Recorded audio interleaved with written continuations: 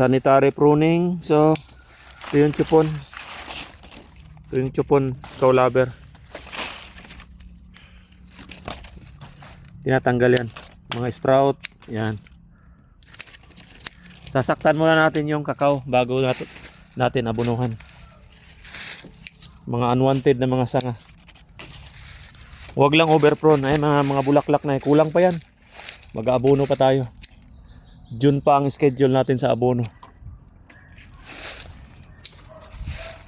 Abunuhan pa po yan. Naglagay lang tayo ng limestone dyan. So, ngayon, ito na yung pruning. Ito mga old. Pwede lang kunin. Ayan. Po, pasok na yung init, oh. Dito konti. Yung mga naka-drops tinatanggal. Ayan, pasok na yung init. Papunta dito sa gilid ito, oh. Ayan. Ito rin, oh.